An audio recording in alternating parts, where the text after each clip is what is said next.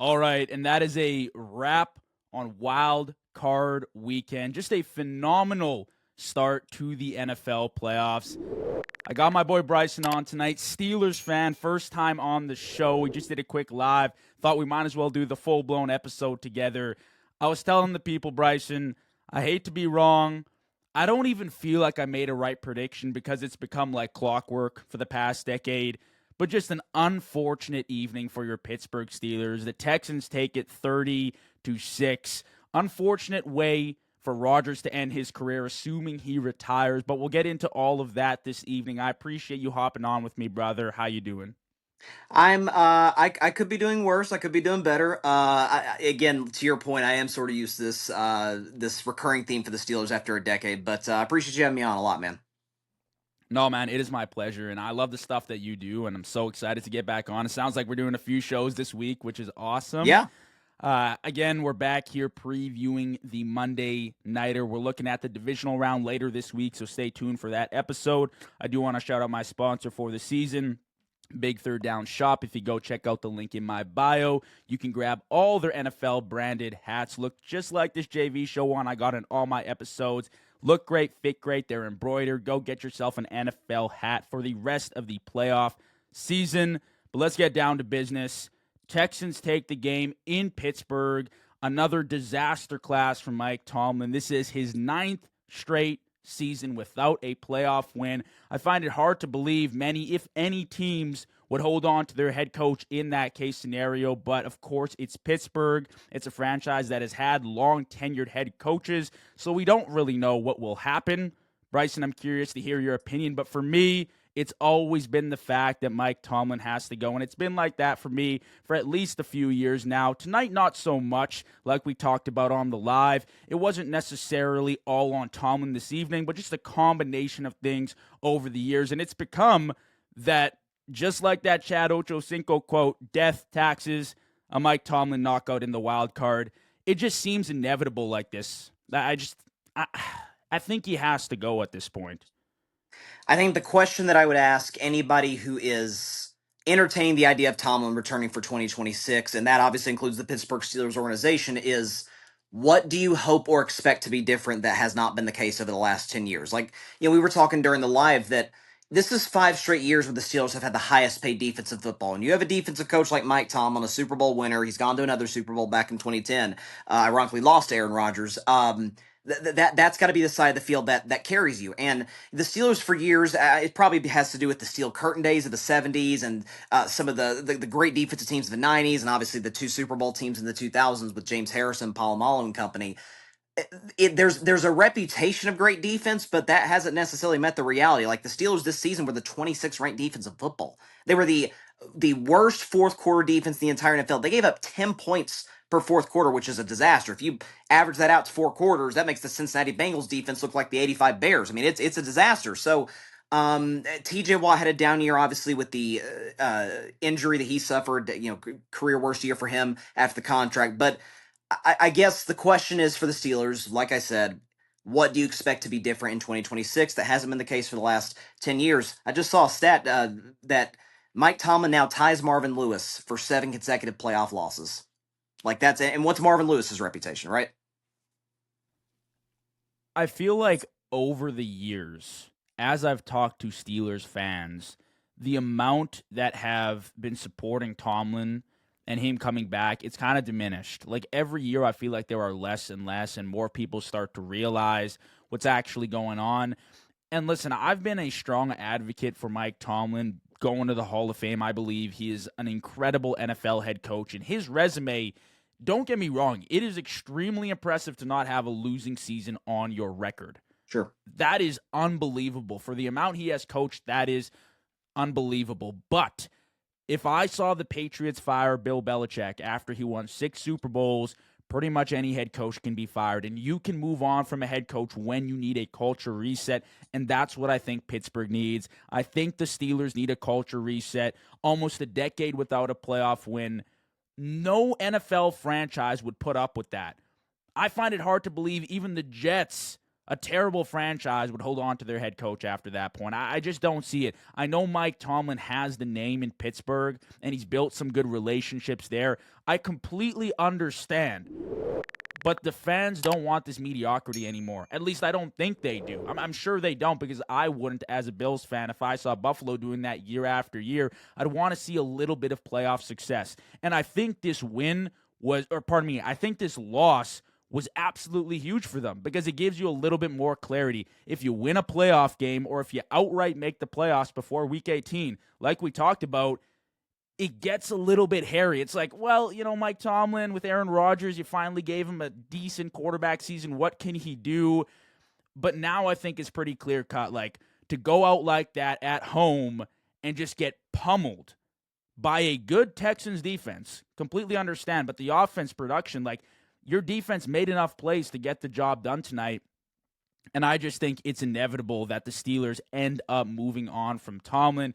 It's just been too much, in my opinion. And I talked to you about the GM on the live as well, Bryson, but I do want to get your opinion just on that real quick, because I do think Pittsburgh has lacked a lot offensively for years now, and I've been wanting more, whether it's the offensive line, whether it's the weapons there, whether it's the quarterback play. And you can obviously say maybe that's on the offensive coordinator, the play calling, but at the end of the day, I just don't think the talent has been there for a long time, since back with prime Big Ben and AB and Le'Veon Bell, where Mike Tomlin was also losing games to quarterbacks like Blake Bortles and the Jags. Yep. Hate to remind you, but like, that's how far we're dating back here. And that's the thing too, is like, it goes back 9 years. The Omar Khan situation. He's been in okay GM. Although if you look at the last few drafts in Pittsburgh, they've left a lot to be desired. And I think you just see when folks make the claim, oh well, the Steelers don't have that much talent offensively. Do the San Francisco 49ers have a lot of talent right now based on what they're doing? I mean, it's Christian McCaffrey, Brock Purdy making plays here and there, and that's. I mean, you got Juwan Jennings, former high school quarterback, out here throwing touchdown passes in the playoffs. Like, again, I'm not asking Tomlin to be Shanahan, because I think that guy's on a different level offensively in terms of what he's doing. But I think you have to ask the questions like, are we asking for something that you are not capable of bringing to the table? Because we've gone through multiple offensive coordinators. As bad as Arthur Smith was, Matt Canada was even worse before that. He might have been the worst OC in football when he was in Pittsburgh. Like, it's whiffs on OC hires, the defensive coordinator hire in Terrell Austin, that hasn't worked whatsoever. Again, they've invested. It's a double whammy. They've invested in the defense at the expense of the offense. So of course the offense is going to be mediocre, and the defense is bad. Like, and sometimes, man, the Philadelphia Eagles fired Andy Reid. Like, it's okay. Like, sometimes a Hall of Fame caliber coach in Andy Reid and a great franchise in Philly can go their separate ways. And safe to say both have been better off for that split. And I'm sure the Ravens and John Harbaugh will be the same thing. No reason to believe that wouldn't be Tomlin in Pittsburgh. So it's time, and it's been time. I love that point, man, because like you said, Andy Reid went off to Kansas City, had a hell of a career in Kansas City with Mahomes, and he's had a ton of success. And obviously, Philly has done their thing as well. But even Harbaugh in Baltimore, real quick, like, Harbaugh immediately became the top head coaching candidate, Yeah. and Baltimore immediately became the top head coach landing spot. And that's no problem. Like, at least they made a decision and evaluated the situation and said, well, we think coaching at this point has maxed out. And whether or not we become a losing team next year, we think we need a little bit of a reset here. We go all in, didn't work out. Now we got to backtrack a little bit, figure out where we went wrong, and progress. Because just staying in this state of, like, a top 18 pick, top 15 pick every year, but never getting to the point that you can actually make a difference in the draft, that really hurts. And you never get the turnover that you really want at quarterback until you find your guy. And I'm a firm believer that elite quarterbacks aren't necessary for complete success. But for Pittsburgh, it would be nice to have some quarterback production. And that kind of leads me to my next point here, Bryson. I want to hear your opinion, because Pittsburgh for a while now has just been trapped in this state of mediocrity. Where do the Steelers go now? Because I would hate if they go out and get a bridge quarterback and expect it to be some Sam Darnold 14-win season like he's done in back-to-back years. I just don't see that happening. I don't want them to go out and get a Kyler Murray and invest in this guy for another 3 years and just go down that route. It doesn't make sense to me. They're not going to have the draft pick to go out and get a top 5 QB this season, but it's like, where do they go? Like, what direction do you go after moving on from Tomlin, we're assuming here? Where they go is a mystery. Again, the game just ended less than an hour ago, so there's a lot of things that the front office will have to go through with the head coach and with Omar Khan. Where I would want them to go, and I was telling you during the live earlier, if you polled 100 Steelers fans, I think 90 to 95 would prefer a 3-win season to a 10-win season. Yeah, it would suck in the moment. Yeah, it would be like, very foreign to a lot of us Steelers fans to just be one of the drubs of the NFL. But long term, you're like, you know what? It could be a good quarterback draft in 2027. We're looking way down the road, but like you're looking at an opportunity for Pittsburgh to take a high upside draft pick at quarterback. Because the last time they took a first rounder, it was Kenny Pickett, who had what a third round, fourth round grade. Like they reached big time, by taking him, and that obviously didn't work out. So, I mean, if in a dream world, I'd say, hey, trade T.J. Watt and 3 firsts to the Raiders and get Fernando Mendoza and build that thing back up. But chances of that are slim. So, I think the main thing for Pittsburgh to get back to championship contention at some point in the future, it's okay to bottom out for a year. Like, it's the fan base, you still got the equity there. They're not going anywhere. This is going to be a franchise or a fan base that sticks by the franchise long term. It's time to move on from Tomlin. Certainly, Aaron Rodgers, as we mentioned earlier, this feels like it's it for him. I mean, you don't trot out Mason Rudolph, or if you believe Will Howard's the guy. Okay, I'm okay with giving him a shot. Let's see what the kid has. But other than that, dog it for a year, and then let's see what happens in 2027 based on the quarterback prospects in that draft. Yeah, I think we can comfortably say that most Steelers fans would be all right having a losing season or two if that means you're looking at a rebuilt program there and you're at least trying to restructure things from what it's been for the past decade. But I don't want to take away from the night that the Houston Texans did put on. I mean, they put up 30 points. The score is a little bit lopsided. I don't necessarily think it reflected the competition. I do not think Houston's offense is good whatsoever, but the ironic thing about this team is the defense is one of the best we've seen this decade. Honestly, it gives me flashbacks to some of the best we've seen. Gives me flashbacks to the Legion of Boom, although maybe it's not on that level yet, or maybe it is, however you consider it. They are elite in every aspect of that defense. Rushing the quarterback, pass rush is phenomenal with Danielle Hunter and Will Anderson. Secondary is just phenomenal from top to bottom. It is a great defense. This Houston defense can take them straight to the Super Bowl if they play that well every single game. And their path, it's not the easiest path in the world, but it's also a little promising. You meet a rookie or a second-year quarterback, but first-year quarterback in the playoffs next week in New England. Listen, New England's a really good team, but it's not an impossible matchup. And then after that, obviously my Bills, hopefully we advance, or Denver, whoever it is.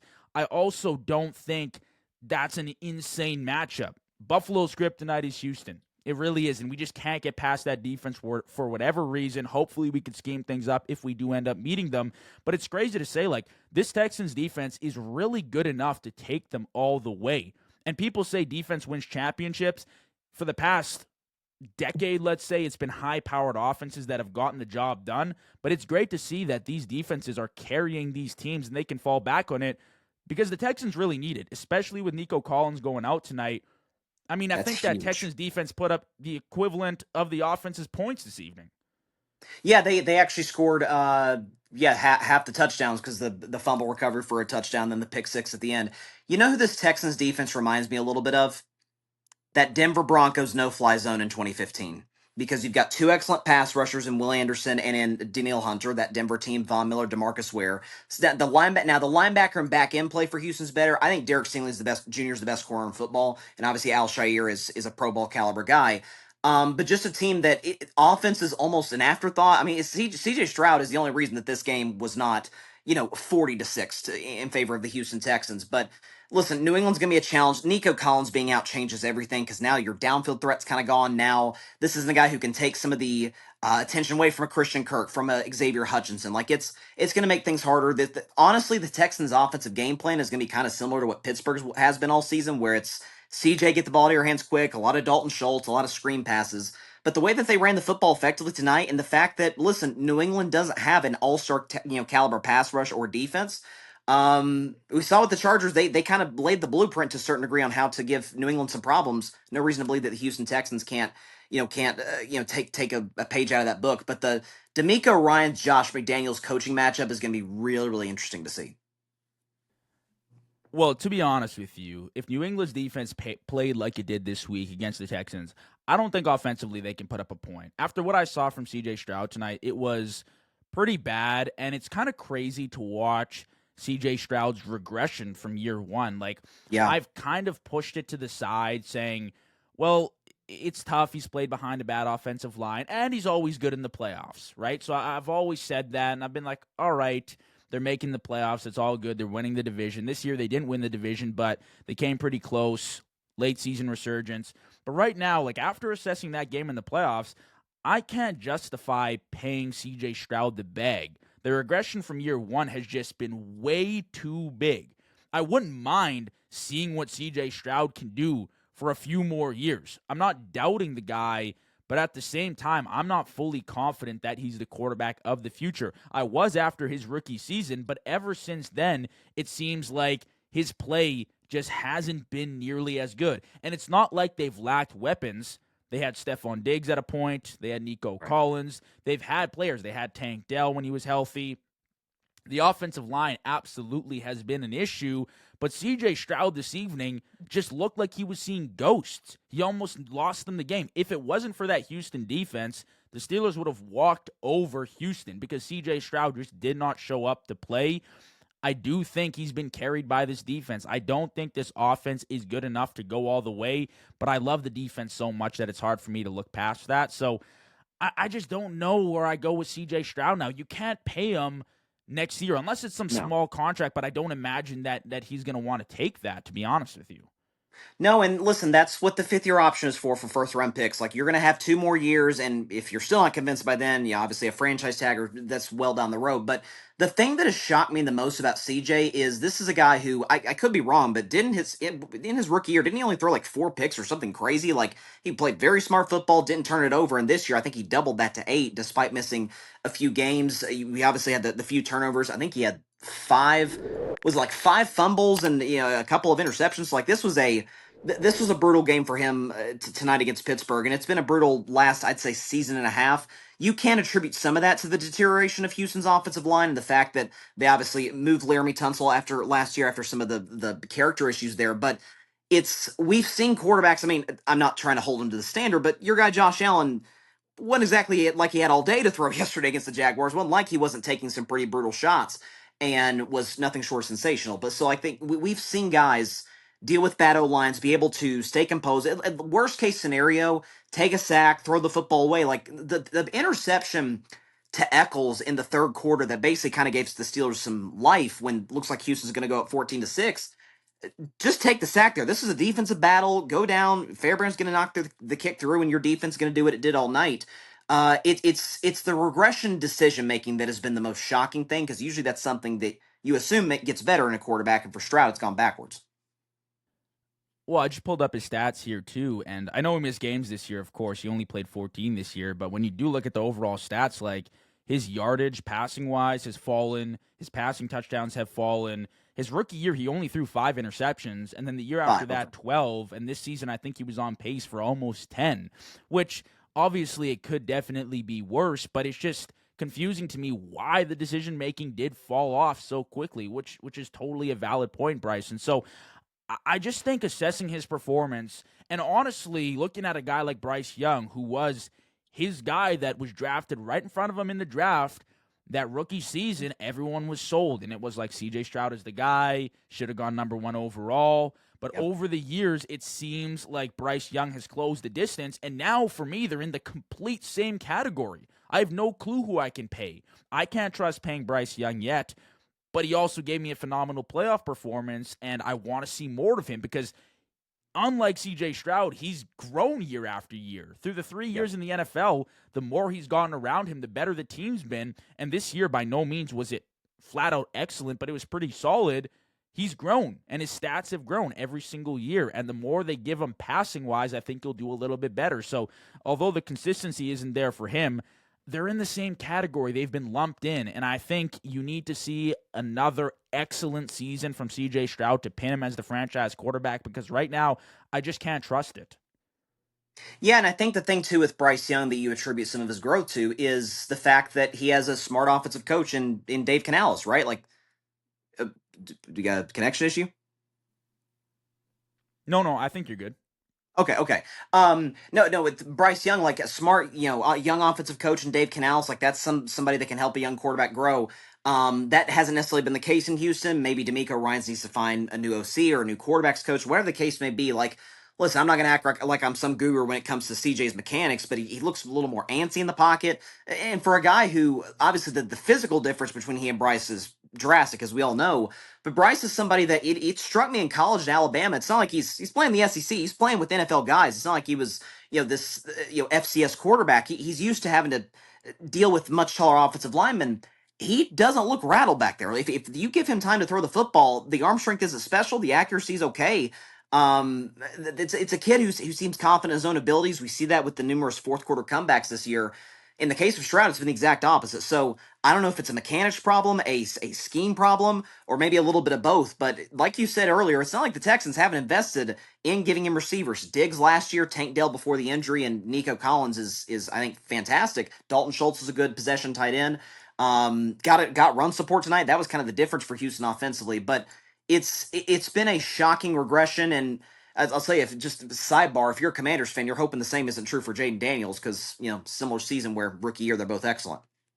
Definitely. That's a great point. I think Washington is a slightly different situation just because their team was built so old last year and they did go on this kind of miraculous lucky run, and it did get just halted by a much better team than them. And then you're seeing it this year that although Jaden Daniels had the injury issues, even at his best, I don't think Washington was going anywhere this year. But anyways, Sure. we're going off on a tangent here. The bottom line for me watching Bryce Young and CJ Stroud is the highs for Bryce Young this year were just higher for me than they were for CJ Stroud. Like, I watched him play a damn near perfect game twice against the Los Angeles Rams. Like, he played a great playoff game, but more importantly, he played in week 13 and threw like 300 yards, 3 touchdowns, a 147 passer rating. The guy balled out and beat the Rams. And I just didn't really see that from CJ Stroud this year. I know he had some injury issues, but Davis Mills came in and hell, he looked pretty good. Like, CJ Stroud is obviously the starter there. But for me, it just gets concerning when you start labeling him a franchise guy. And I think we're kind of banking and sitting on that rookie year that we loved. But a guy in Germ who's on Stuff About Sports, I believe that's what it's called. I love the stuff that he does. He's a huge Bills fan. And he said the NFL is a what have you done for me lately league. And CJ Yes. Stroud, like, what has he done for us lately, right? Like, that's where I'm really just stuck on him, because Houston's defense is so good. If they could just catch an offensive spark, nobody's stopping them. No, they can't. And I think if you think long term about this division, like, I mean, this obviously as a Buffalo Bills fan, now that there's competition with Drake May and the Patriots, like, it tends to be a best quarterback wins the division by and large, like 6 or 7 of the 8 divisions each and every season. And when you look at the South, Trevor Lawrence feels like he's miles ahead now with Liam Cohen and obviously some of the weapons there. He's kind of cleaned up his mistakes in terms of turning the football over, I guess yesterday notwithstanding. And then for Tennessee, it's like, God, get Cam Ward the right coach. Maybe that can go in a different direction. Indianapolis, we'll see. But we could very well live in a world where by late October or early November, it's consensus that CJ Stroud's the third best quarterback in his own division. So that type of fall off, and to win 12 games, with that level of play, with Davis Mills coming in for a few games there, it just goes to show you how great this Texans defense has been. Listen, they'll give New England problems, but I don't see a scenario in which if this becomes about the two quarterbacks that Stroud is able to get the job done, certainly relative to an MVP caliber quarterback like Drake May. Yeah, even if May makes a few mistakes like he did this week against a good Chargers defense, Jesse Minter has done a phenomenal job these past few years. Ultimately, he made a few plays where it was like, okay, we sealed the game. We got the W. And I have no faith whatsoever in that Texans passing game, in the rushing game. All credit to Woody Marks tonight, but I just don't think Yeah. that's going to fly against a really solid Patriots defense that was phenomenal in the red zone last week against the Chargers, and that ultimately won them the game and kept them in it when they needed it. So it'll be a great game. I'm sure we'll actually get to a divisional recap on your show, Bryson, which is awesome later on this week, but I appreciate you hopping on tonight, brother. Absolutely. Thanks very much for having me on, Johnny.